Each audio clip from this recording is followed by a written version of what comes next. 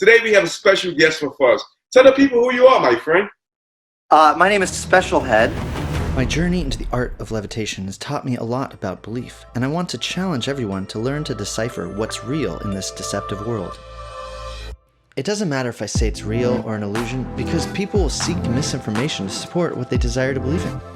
They even justify that I would lie because I know that the mainstream wouldn't accept it being supernatural. Heck, I even get some crazy reactions as some people either think I'm a demon or that I'm getting help from Jesus. I know, but I want to see Jesus. Say anything you want me to say. Praise the Lord Jesus. Do it again, please. Let's see what you are. Oh, bring yourself. Come on. Come on. Come on out. I can't explain over the web how exactly I levitate, but subscribe to my channel and I'll be dropping clues as to my levitation methods, like this video of my first test of my Tesla coil levitation.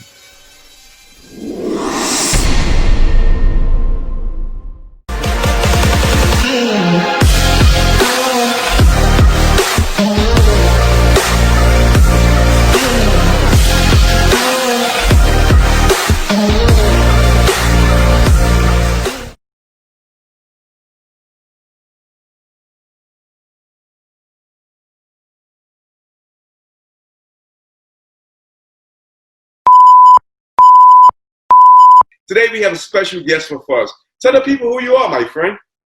My name is Special Head, and I guess I was best known for my levitation performances on America's Got Talent. I'm a levitation artist, but you know, it's funny, you probably don't know this about me, but I was actually a rapper before I became a levitating monk. Wow. Before I started pursuing the magical arts. Yeah, no, I can rap too. I did live looping beatboxing, like, you know, like, I did live looping beatboxing, looped it, and then I would rap. Kind of like, I was like a white version of Reggie Watts, kind of like, I don't know if you've heard of Beardy Man, you know, of Reggie Watts, of course. Yes. Let me ask you, for the people who's watching this interview, tell us a little bit about yourself, man. Where you're from, how did you get involved with levitation and things of that nature, if you don't mind? I'm originally from Tucson, Arizona. Interesting area to grow up in because that's where all the cactus is at, right? Saguaros and, you know, cholla and all this stuff. So I think being a child running around the desert as my place to play with it taught me how to be more observant and perceptive in life, because when you're running around the desert as a kid, you're always having to watch out for cactus that you might run into. Currently, I live in New York City. Basically, I'm an entertainer now. I do live shows. You know, it's funny. I'm actually a fairly liberal-minded person, humanitarian, but I perform mostly in rural communities. I have an agent that books me mostly at state and county fairs. So it's funny, I do more rural events than I do city events, but I love to live in cities like Los Angeles, Las Vegas, New Orleans, and New York are kind of like my cities that I live in. And what got me started, you know, kind of because I was trying to do music for a long time. As a music producer, I traveled to Africa and I traveled around rural villages and recorded traditional African music with portable field recording equipment. I was remixing that music into electronic music and you know, producing hip hop beats and, you know, doing the live looping thing and rapping. But what caused me to transition into the magical arts and to the art of levitation was when I first moved out of Tucson, Arizona to Los Angeles. I needed to make a living and I didn't want to work a day job or at a restaurant, and I knew that I could make a living as a human statue. I knew that I could make around $35 an hour street performing as a human statue. Now, right before this, when I was in Tucson, I started a sculpture festival, and this is how I got inspired to be a human statue, and how I got inspired to do the levitation was I was a statue, a human statue, to promote the sculpture festival. And through being a human statue, I discovered the levitation performance that I could do. And so I took that human statue levitation thing with me to Los Angeles right about the same time, as I moved to LA, I discovered that I could levitate. And so then I just started doing that to earn a living, basically to pay my rent. I was the levitating human statue guy in Santa Monica, at the Santa Monica Promenade and the Santa Monica Pier. I worked as a street performer for about 2 years. For a year, until America's Got Talent they scouted me and they were like, oh, we want you to come on our show. And about a year after that, I stopped street performing. It takes like several months for your episode to air and all that, for you to go through the whole proceedings. But after I went on America's Got Talent, I had agents and managers calling me up saying, oh, we want to represent you. I'd only been doing magic for a year, prior to a year and a half, maybe, the levitation thing. And so I was really fresh into the game of just being a performer, entertainer, magician type person. And already I was kind of like at a higher point in my career, because I had gotten this viral boost of fame. So I kind of changed my career path away from music and towards the performance art, magic, levitation artistry.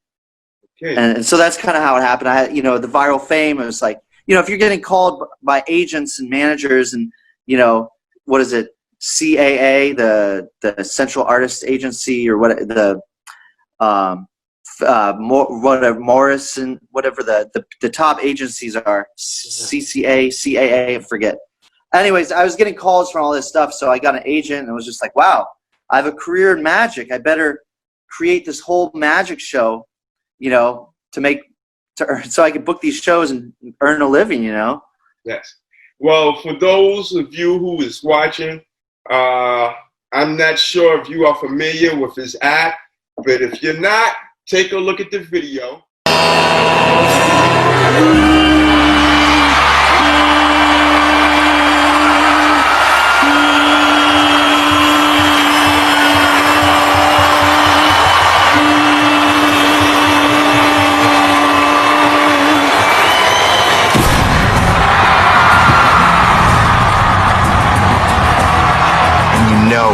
That people are going to share that video, but you got to see this. This was on AGT. You're not going to believe this. Look at this guy. This was amazing. And I'm sitting right here and I'm looking and I'm like, how is he doing this? People love magic. I'm actually one of those people who actually believes in magic, because there's certain things that just can't be explained. You have 4 yeses. You're going to Vegas! It was an incredible moment. I might watch it again tonight.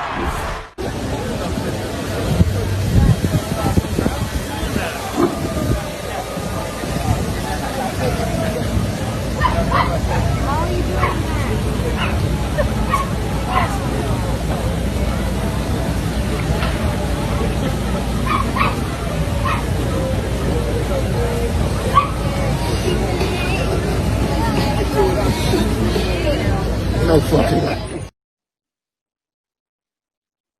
And as you can see with your own eyes, this is exactly what he does, and this is what he means by levitation.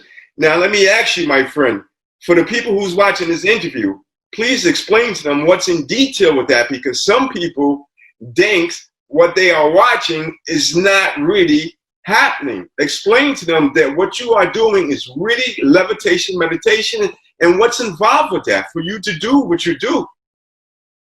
Well, here's where I start to speak in code, because people are always asking me to explain exactly how I do. People asking me to teach them on the internet. People want to know the secrets, and the truth is like, when you get into the realm of magical arts, a lot of it is kept secret. And there's kind of like two fundamental things going on here. One, for me, I was the first person that was doing this. This is from the Fakir tradition. The sadhus in India started doing this 1,000 years ago, and they would do Indian magic. What the Fakirs do, it's kind of blending this realm of it blends things that are real, like real feats of human strength and endurance, pain endurance and abilities, and it blends that with illusions, right? So it kind of, if you look in the Fakir tradition, it kind of like, you ever heard the saying two truths and a lie? That's how you can really fool people, right? Is you present to them two things that are really true, and then you kind of like slide in a lie in there, right? So this is kind of what the Fakir tradition does, and it proves to be a very powerful thing. So there's part of the reason why I don't explain exactly what I do is because, one, I don't want a bunch of other people copying me and doing what I do, because then I wouldn't be as unique. Exactly. Two, I don't want anybody to hurt themselves. So what I do is a combination of strength, balance, and meditation. And the other component is that sometimes, like, so people ask me, is what you do a trick? And I tell them, well, that's what I'm going to ask you. Without you having to get into details of exactly how you master what you do, but can you explain to the people who's watching this interview what you do? It's exactly is what they see. It's nothing underneath you. It's not a chair. It's not. This is your physical body, what they are watching and seeing. Please explain. Well, I'm really holding on to the stick. If you can imagine, so there's different ways to balance. Okay, so what I'm doing is a feat of strength and balance, and you know, I can't fully describe to you what's physiologically going on. Okay. People ask me if there's a trick, and I tell them there's a trick to everything, including tying your shoes. Yeah. If levitation is possible, well, then there's a trick to it, right? There's a trick to everything. Sure. Really, what I tell people, they ask me, is there an illusion going on? And I tell people, well, everything is real that you believe in, right? It's real to you. You believe in it, it's real. You create your own reality inside your mind, right? So what I'm offering people is I'm offering people an experience, and the experience that I give them is real. But I tell people that the physical reality is the illusion, and the spiritual world is what is real. So if coming to a show causes you to have a spiritual experience, you know, where you believe in things that science can't explain, then I would say that is very real, because I've tapped into something deeper inside of the viewer that allows them to question reality. You know, if you could, so if you're talking about how I do exactly what I do, have you ever seen things like that bird that balances on your finger, right, with the two wings that stick out, right? Have you ever seen these like optical things where or there's that Asian woman who does that performance where she's balancing all the sticks, right? And then she drops a feather right at the end of the final stick that she's balancing, and it falls down, right? Yeah. There's ways to accomplish things physically where you're using counterbalances. You're using things to counterbalance other things. That maybe some of the things that are counterbalances aren't visible. So that's where, you know, that's where the counterbalancing thing might make it look way more amazing than it actually is. But there are ways to physically explain what's going on. But it's using this means of counterbalances and a way to distribute weight in a way. I mean, it's really hard to do what I do, and I tell people they have to be very physically fit to do it. Like, you know, I've got like muscles and stuff, but like good shape. I also don't, you know, when you see a performance, it's like a lot of times people are impressed by stuff that they don't understand. And when a lot of times the stuff that circus performers or acrobats do, or sword swallowing, it always seems a lot more impressive to the spectator because they don't understand how exactly they do it. It seems way harder. Like a lot of tasks that you might do in life, at first, before you start to do them, you've never done it before, and it might seem like this mountain, this unsurpassable mountain, right? Until you actually start going through the motions and start doing, you're like, wow, this is easier than how I originally thought it would be. That's how like a lot of stuff is. It's kind of like your mind psychs you out. You know, what is it called? We're our own worst enemies, and that's part of the reason why I don't want to explain to people exactly how it works, how to do it. I don't want everybody going out. Not everybody could do it, would be able to do it anyways. You have to be physically fit. I want to be unique, and also, you know, I kind of like that era of like people don't know how exactly it works, so they think it's like really awesome. Yes. Let me ask you, for the people who's in New York City, they can always more or less see you in a famous park in Manhattan. I'm just curious, with your technique that you possess, have you ever worked at any amusements at Coney Island or anywhere like that? Oh, in the New York area. Yes. Yeah. So the venues that I would perform at somewhat frequently, I mean, like, you know, it's kind of sporadically because I go on tour all the time. And honestly, the New York market is like not very good for performers unless I get onto Broadway. Okay. Hey, if anybody's got a connection to Broadway shows, like, so the venues in New York is Coney Island. I've done Coney Island, but I've done like one-off shows there, like the nighttime shows, not the daytime shows. If you've heard of the Slipper Room. Never heard of it. Have you heard of the House of Yes? Yes. Yes. Okay, so I was like on Bushwick's Got Talent. I've done a couple of their circus shows. The spot that I really liked, there was kind of like my neighborhood bar with a stage. This is right down the street from my house. It's called Bazaar Bar. Okay. I live kind of like Bed-Stuy, Bushwick area. It's kind of a hip neighborhood. And no, it's really fun. It's like an artist mecca down here. I would street perform at Union Square, you know, still after all these years of doing this professionally and having an agent going and doing state and county fairs and festivals. I would still go out to Union Square and street perform just kind of as a way to meet people because, you know, honestly, it's just kind of like a nice way to announce myself to a city. When I go to a new city, I like to like street perform for just one day because every time I do it, I always meet some interesting person or some interesting connection. You just never know who you're going to meet, and you know it's a special thing that people don't normally get to see. You know, yes. And even after they've seen it on TV, people get really excited to see it live in person. You know, they're like, "Wow, I've seen this on TV, and like I'm going to watch it again." Yes. You know? Let me ask you something. We did a little research. We found a couple of your videos.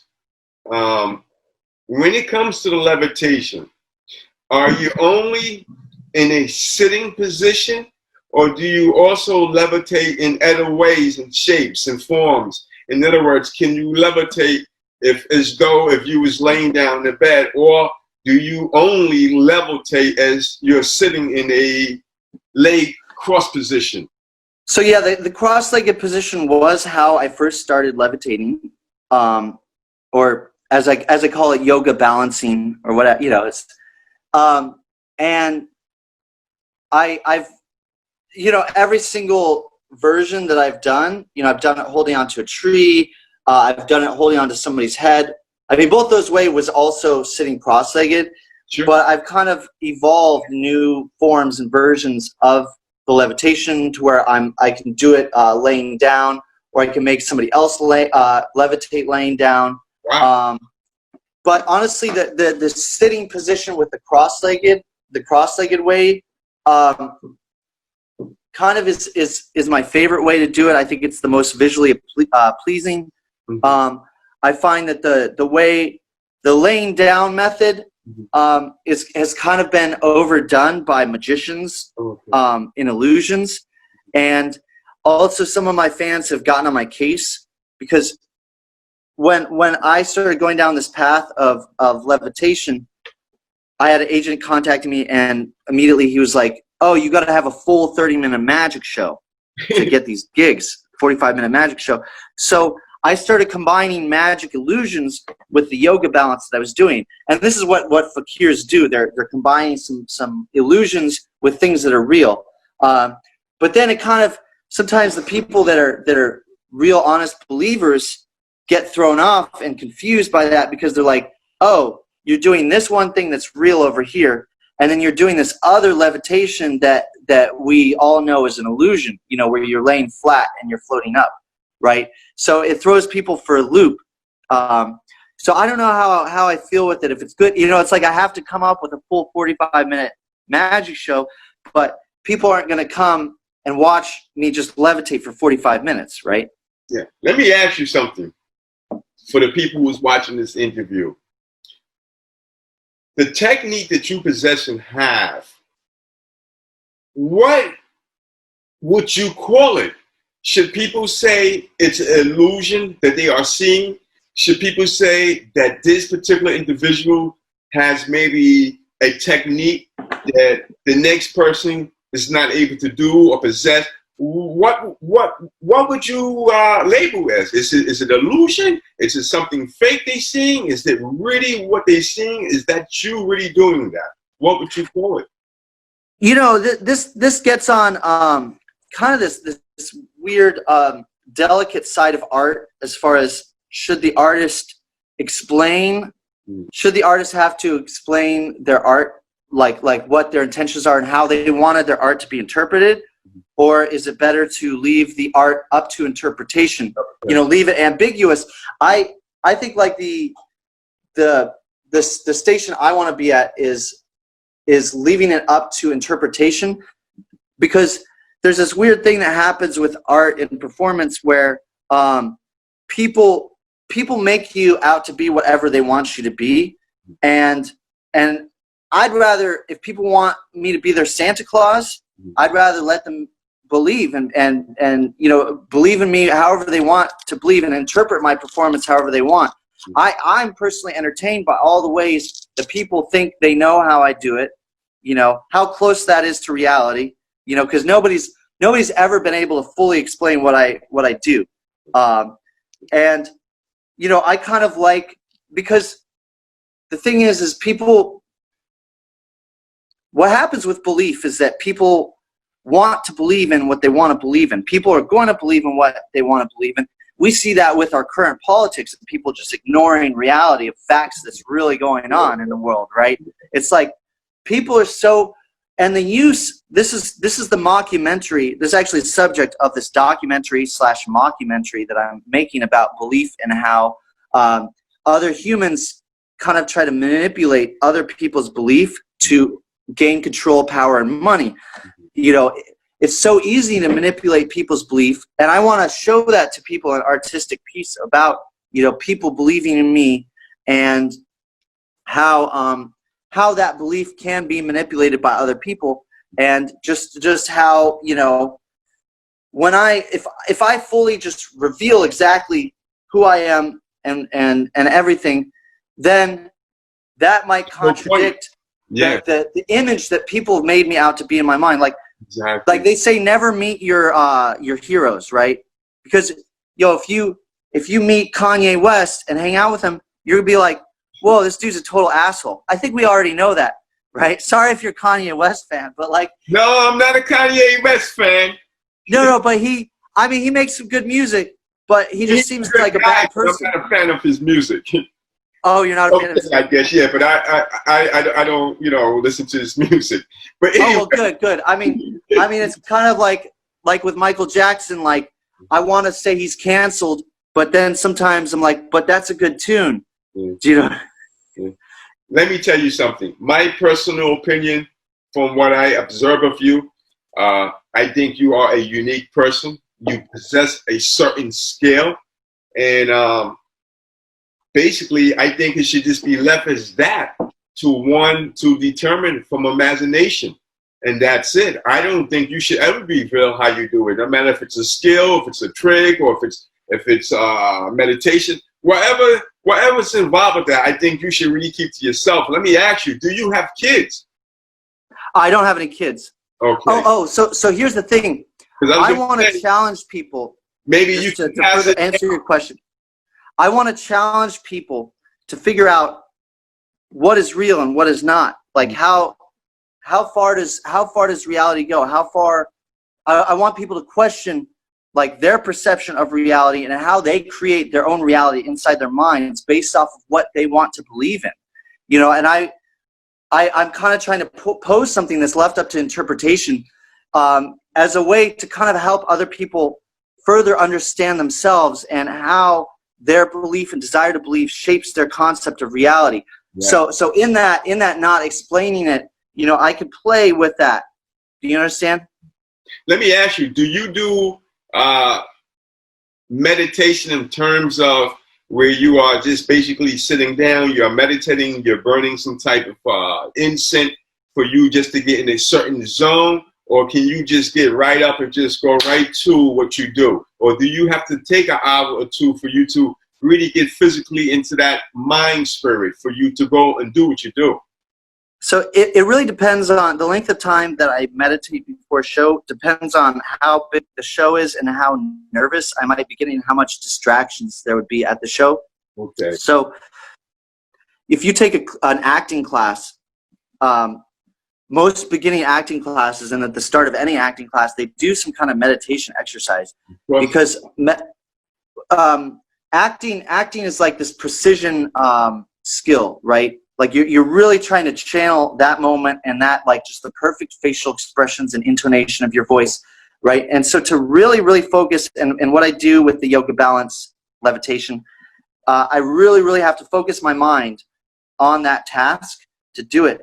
So, and any great performer, you know, is going to do some kind of meditations before the show, you know, as part of their warm up, because it helps you focus. So when I went on that America's Got Talent clip that you played, I really meditated a lot before that because I was really nervous. You know, I did these breath techniques, and pretty much before any show, I do a short little meditation just to focus myself. I use meditation when I'm angry, if I'm really stressed out, if my mind is just like won't stop, if I'm having trouble sleeping at night, I'll meditate. So there's a lot of benefits and reasons why I would meditate also aside from preparing myself to perform. Let me ask you, what you do, would you call it a somewhat form of yoga, or no, yoga is totally different from what you do? I would call it a form of yoga. Okay. Yeah, I mean, I do sit in lotus position, and that's a form of, that's a yoga position. Mm-hmm.